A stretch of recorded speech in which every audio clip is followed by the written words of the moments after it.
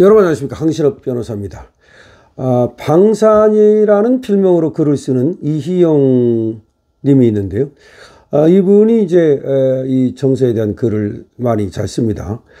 이런 글을 썼습니다. 반역죄인 쌍거는 칼을 물고 죽어야 나라가 산다. 조선조에서는 반역죄인은 사제를 찢어 죽이는 거열형에 처했다. 오늘날은 거열형은 없으니 스스로 사라지기 바란다. 쌍권이 국힘에 들어서서 과연 제대로 한 것이 무엇이 있나?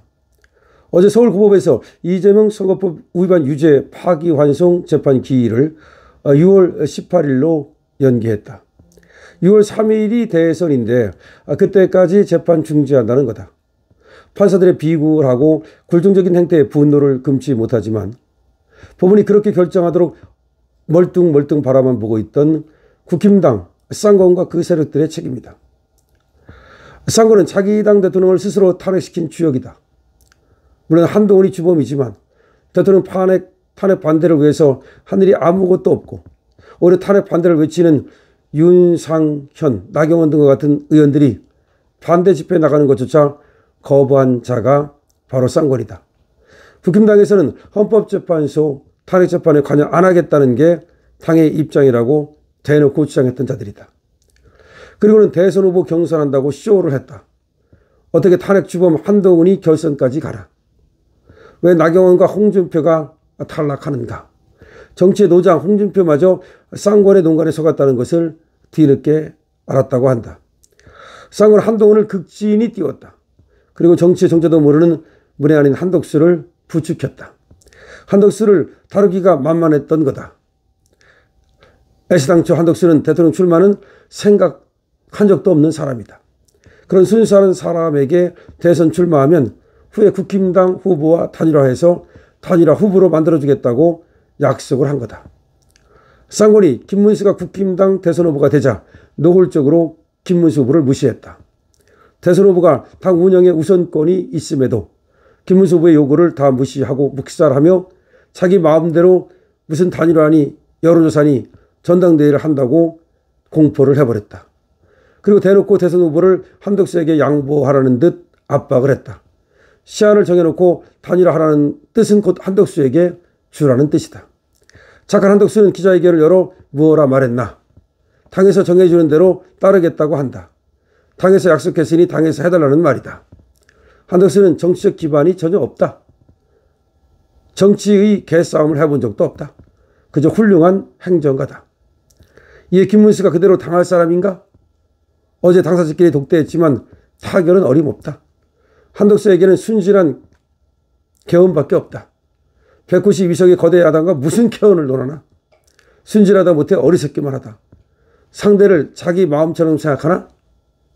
지들이 내란해놓고 윤 대통령이 내란했다고 뒤집어 씌우고 탄핵하고 사법부를 판사들을 공수처에 고발한다느니 대통령도 탄핵했는데 그까지 대법원장이 뭐라고 탄핵을 못하냐는 등 온갖 협박과 공걸로 사법부를 구정시킨 자들이 바로 그들이다.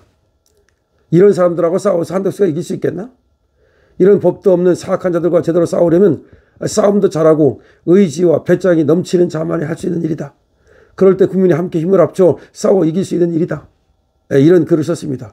제가 계속 얘기했던 것과 하나도 다르지 않잖아요. 아니 지금 한덕수 자체는 이 권력을 가지려 했던 게 아니에요. 근데 한덕수를 부추겨가지고서 다 우리가 만들어 줄 테니까 그냥 밖에서 대선 나간다고만 해라. 참 기가 막힙니다. 아니 무슨 개헌을 합니까? 아니 지금 여기 말하는 것처럼 192석을 상대로 무슨 개헌을 해? 당신 마음대로 개헌이 돼? 아니 무슨 어디가 정치의 정자도 모르고 그런 소리를 하는 거야. 지금 보는 것처럼 민주당 애들이 당신이 개헌한다고 개헌하고 당신이 원하는 대로 개헌하고. 아니 개헌을 왜 하는데? 결국 권력 구조를 바꾸고 87년 체제를 바꾸려고 개헌하는 거 아니야. 그런데 민주당에서 한덕수가 원하는 개헌을 해주겠습니까? 국힘에서 원하는 개헌을 해주겠습니까? 아니 한덕수가 무슨 지금 이 시대에 지금 대통령이 돼서 이 민주당 저 엄청난 거대 세력의 횡포를 막고 입법 독재를 막고 탄핵 독재를 막을 수가 있겠습니까? 그나마 잘 싸우는 김문수야만이 그야말로 모든 것을 걸고 싸워가지고서 이길 수 있는 거지. 이제 192석이 아니라 김상욱이가 탈당해가지고 193석이 됐어요. 이쪽에서 7석만 넘어가면 새로운 대통령도 또 탄핵시킬 수 있는 게 쟤들이야.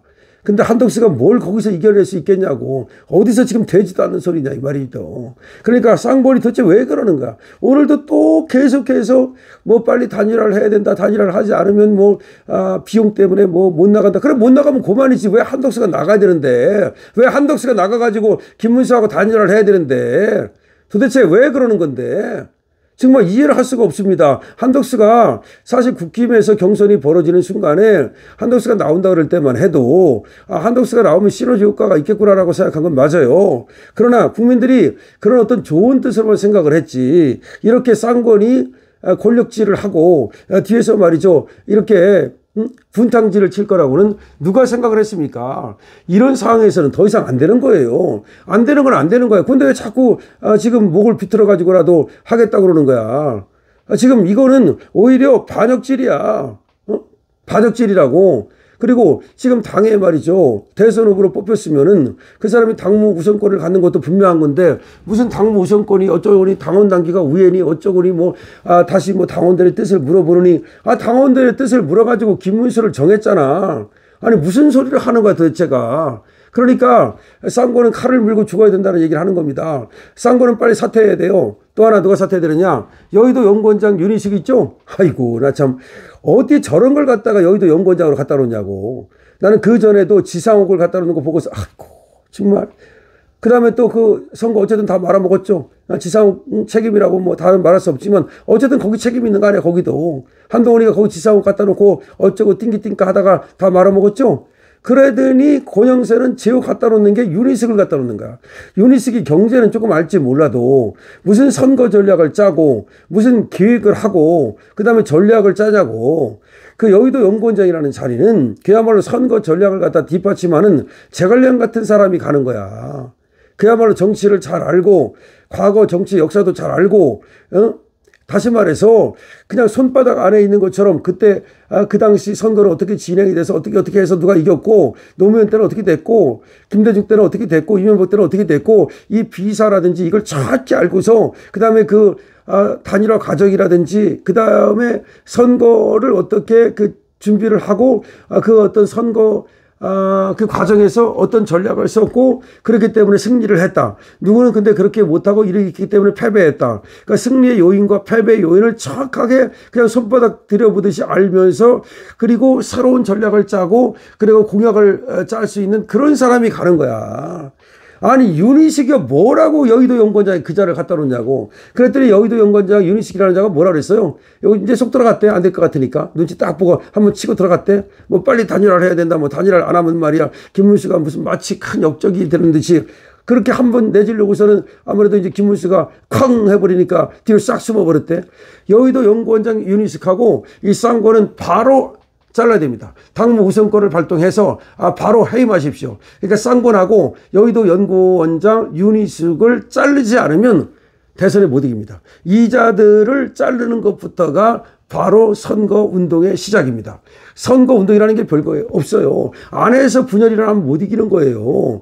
밖에서 쳐들어오는 건 얼마든지 이길 수 있지만 안에서 역적놈들이 반란을 일으키면 이길 수가 없어요. 그렇기 때문에 싸움의 기본은 뭐냐면 전쟁의 기본은 안에를 갖다가 확실하게 장악하는 거예요.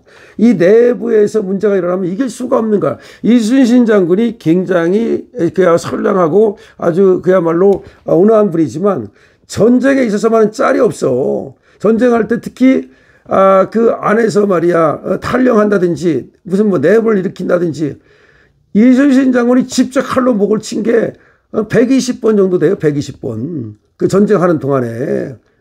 그러니까 그 죽인 거에 물론 뭐 이런저런 사형수가 그러니까 한 120명 정도 된다는 거야. 그때 이순신에 의해서 목숨을 잃은 자들이. 그러니까 전쟁에서 이겨야 되는데 도망을 갔다든지 내지는 뭐 탈령을 했다든지 내지는 전쟁에 나가 싸울 때 명령에 불복종했다든지 그냥 갈겨버린다고. 그러니까 꼼짝 못하고 이순신이 딱 앞으로 가는 거야. 그런데도 명량해전 때는 어떤 일이 벌어졌냐. 그렇게 군기가 심했음에도 불구하고 저쪽에서 330척이 그냥 떼거지로 몰려오니까 쫄아가지고서 이순신이 명령을 내려도 안 가. 그래 이순신이 혼자 나가잖아. 그 영화에 나오잖아. 혼자 나가서 싸우고 이제 거의 다 이제 이순신이 싸우는 거 보고서 이제 그때서야 이제 슬슬 켜온다고. 그만큼 전쟁이라는 게요. 정말 이게 군율이 서지 않으면 그냥 다 도망가는 거야. 다 사람이 살고 싶은 욕심이 없겠어요? 저기 지금 떼거지로 몰려오는데 거기 가서 죽고 싶겠어? 그만큼 운동이 그런 어떤 훈련이 돼 있고 그만큼 군율이 엄격해야만 그게 전쟁이 되는 거라고. 마찬가지야. 지금 안에서 분탁 일으키는 여의도 원곤장 그리고 쌍권 모두 그야말로 하고해야 됩니다. 그것이 바로 해임해야 됩니다. 그것이 바로 이번 대선 선거 운동의 시작입니다. 강신업 TV입니다.